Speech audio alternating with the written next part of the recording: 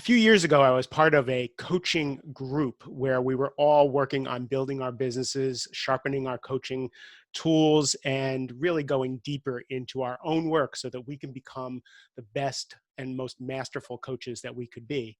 And there was a participant in the group who particularly moved me, both with his heart, but also with his acumen and his just competency as a coach. And we got to be friends over the years, and he talked about writing a book. And and if you listen to this podcast, many people talk to me about writing a book because I wrote a book. And then a year or two later, they come out with a book. And then I read the book and I'm like, oh my God, this is amazing. I wish I had written this book because it's almost mastering midlife in a different form. So David Foster, who is a business and life coach over in the UK, wrote this book called Where's Dad? A Story for Ambitious Business Owners about connecting with themselves and their families before it's too late. I love it. Before it's too late. He's the father of Enzo and Rocco, the two coolest named kids in the world, and his coolly named wife, Trix. I'm so tickled to have David on the show. David, thanks for being here. It's such a sweet question. Thank you, Martin. It's a real pleasure to be here. I'm still kind of overwhelmed that you even invite me on. So thank you. Yeah, no, again, me and my relationship with other coaches is always an interesting thing, but you bring such a fresh perspective and you bring such heart to this particular topic. You're already an accomplished business coach. You know how to get people to get profitable, to get streamlined, to get the results they want, but you marry it with such heart, and you're so dedicated to helping people have a holistic experience of life and not just success in business that, writing this book makes perfect sense. So congratulations.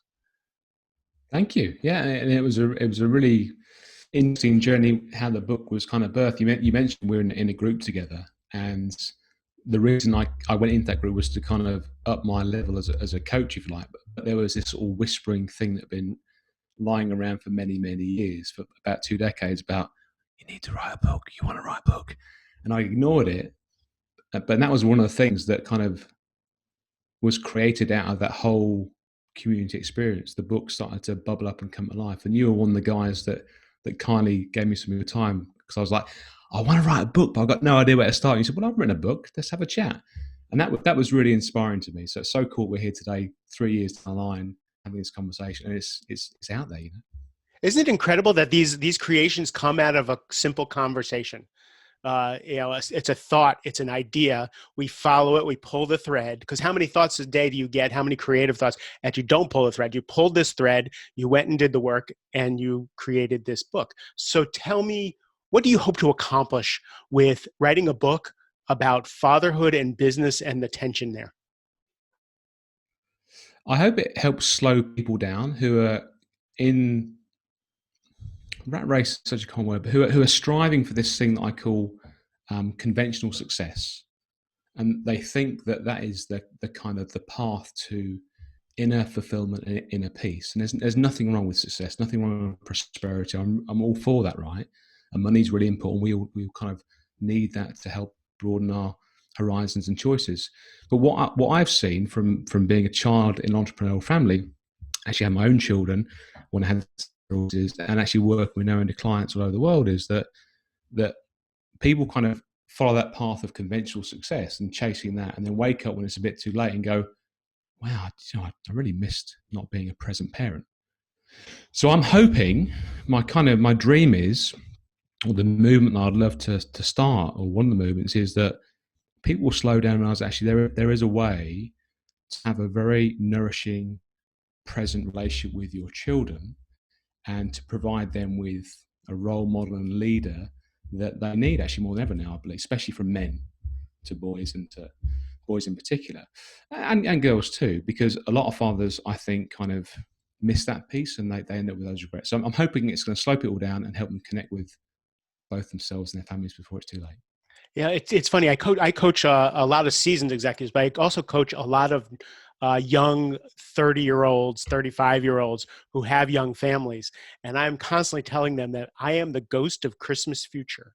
I have 2 grown sons, right? I want you to know now the investments, the pennies you put in the jar now selfishly are going to pay you back when they go out into the world and you're desperate for a phone call and a connection, right? Yeah. Put the pennies in the jar now so that when you're old like me, you will have that relationship to fall back on. And now I get a WhatsApp video with my son every day. Like my son, the son just got engaged, and we had a deep talk about engagement rings and mother-in-laws and all that stuff, and it was just beautiful, right? So a book like this is really essential. And like I said, I'm going to buy a case of it and just keep giving it away. I'm curious, why do you Mhm. care?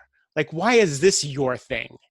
To actually go out and start a movement for entrepreneurs, and specifically, male entrepreneurs, because it seems to be geared that direction.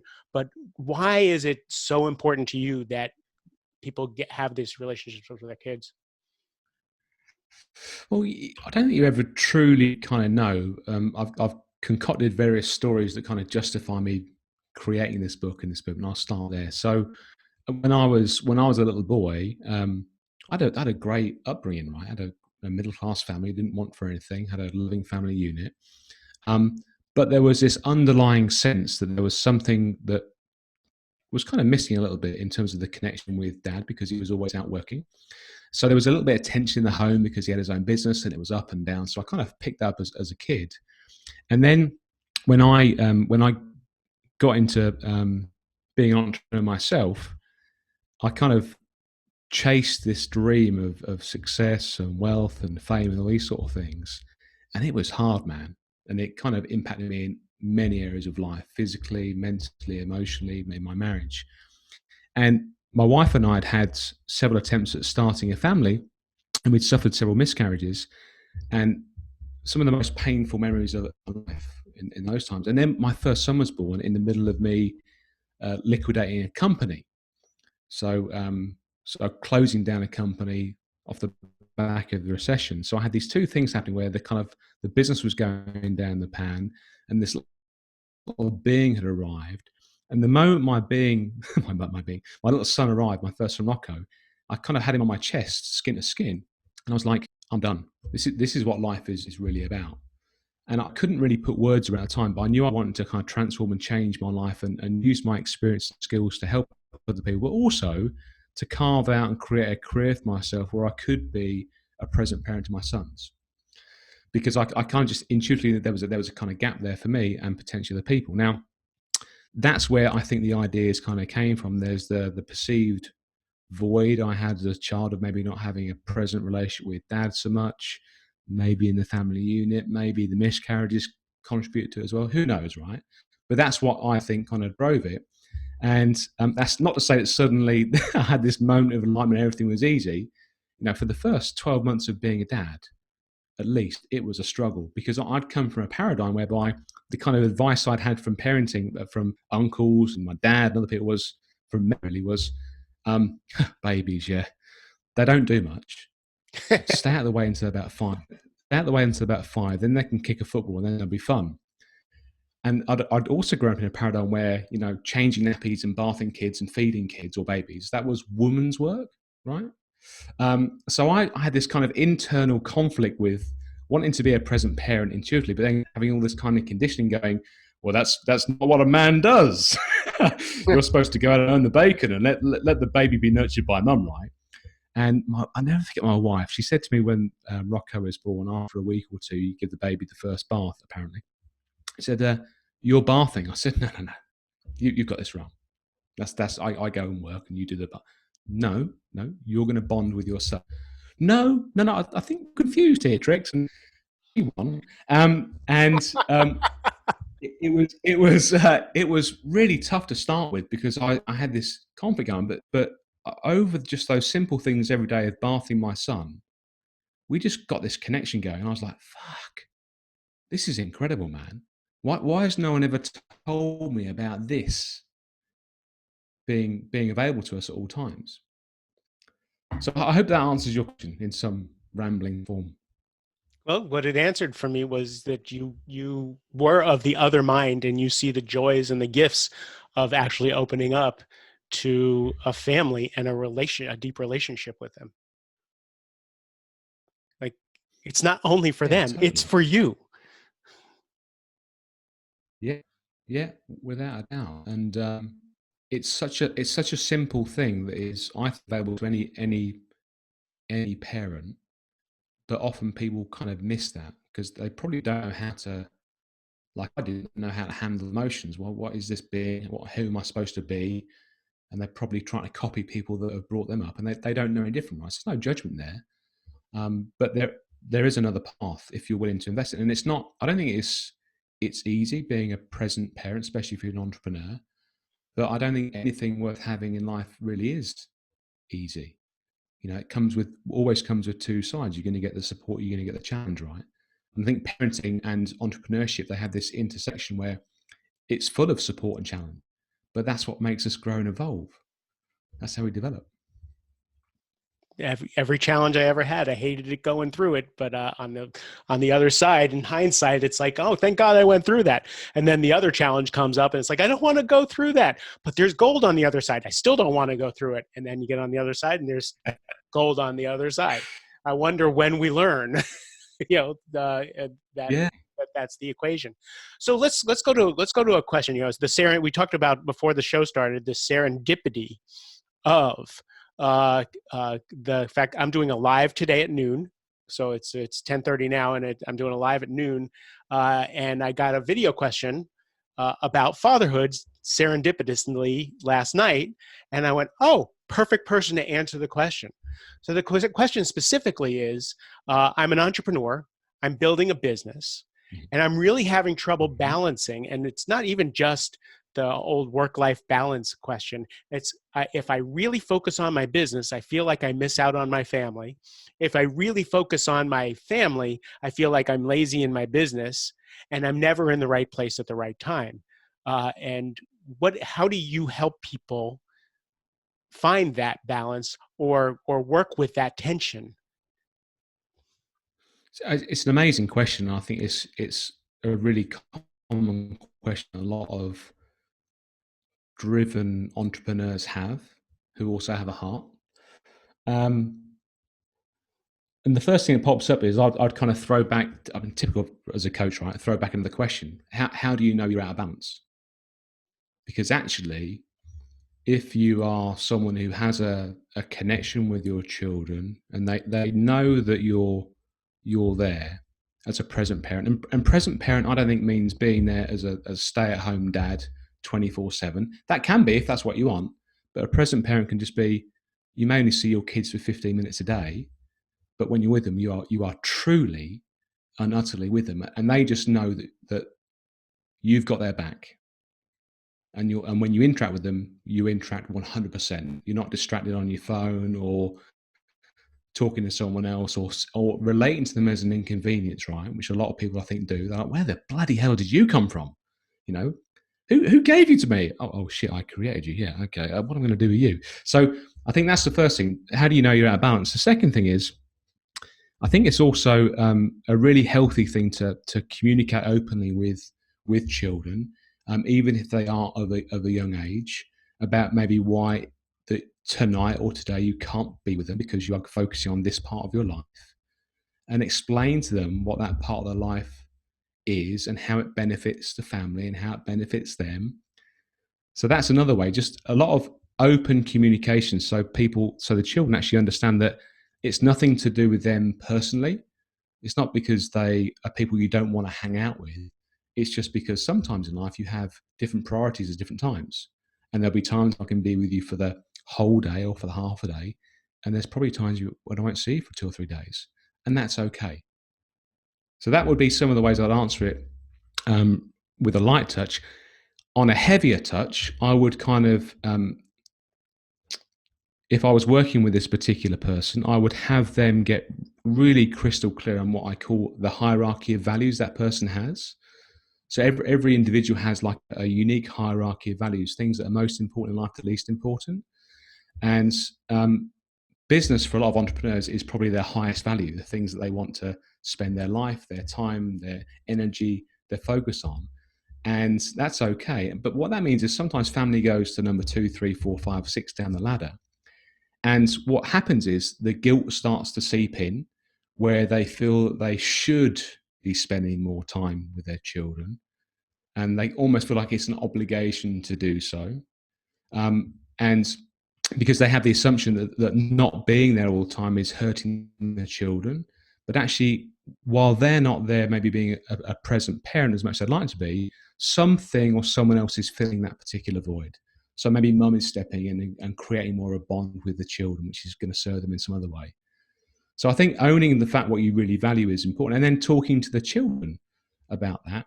And also, another thing you can do is you can actually link spending time with the kids and ask the question, how is specifically spending time with my family serving my business?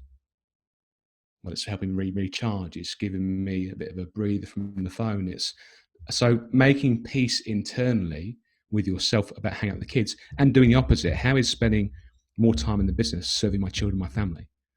So there's a couple of things you can do to regulate the way in which you perceive whether you're doing the right thing or not. How'd Does you find that out for answer yourself? your question How'd you find or out for his question? yourself? By the way, to everybody listening, David is in the UK, and everybody's on video now, so the connection is just a little bit wonky.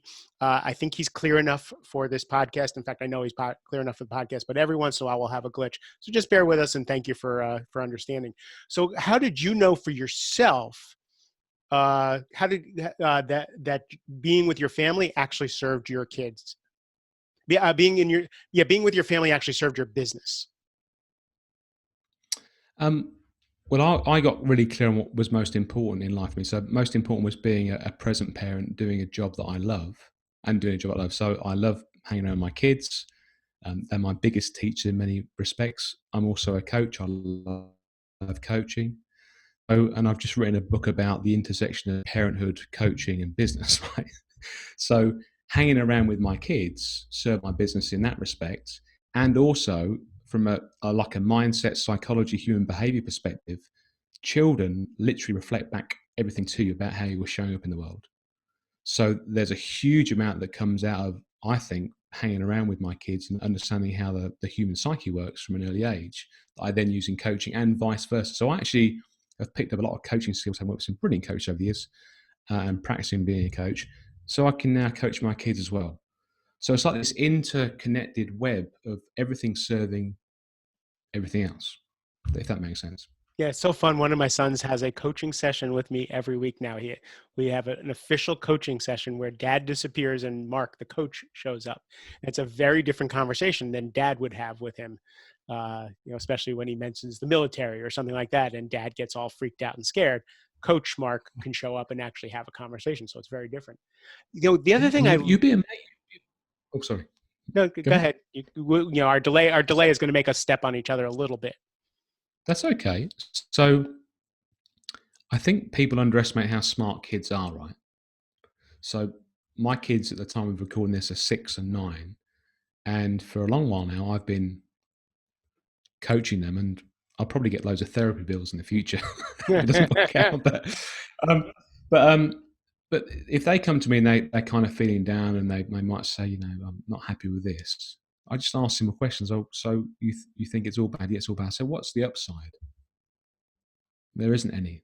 Look again and coach them to kind of balance out their mind so they don't see anything as good or bad, they see it's having two sides.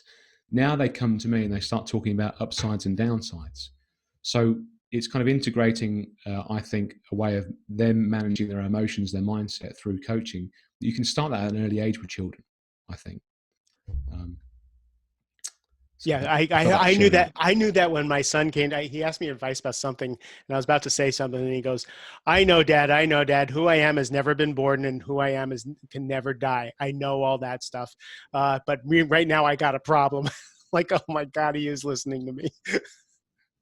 Yeah, they come back and you go, it did go. And then you go, damn, you sound smarter than me. And you're only 9. What am I Oh going my, to do in a couple of years' time? absolutely crazy. The thing I love about the book is this isn't a book specifically about how to be a better father or mother while running a business. It's about, oh, let's go do our own work. Let's go find out what our values are. Let's go find out what's important. Let's go find out what's in the way, what's in the gap of the way we're living to our values, and then how do we bridge that gap. So it's the journey of the hero's coaching journey with his fictitious coach, Yeah. who I have figured out who that is, uh, given what he had to say, which is kind of fun. But like, so in other words, to bridge that gap, doing our own work is more than three-quarters of the battle. Yeah, without a doubt. And the book is really a story about how coaching changes lives, really, and not just the lives of people who are being coached, but the ripple effects of that as well. And you asked at the start of the call, what do I hope the book does, or the impact or the movement?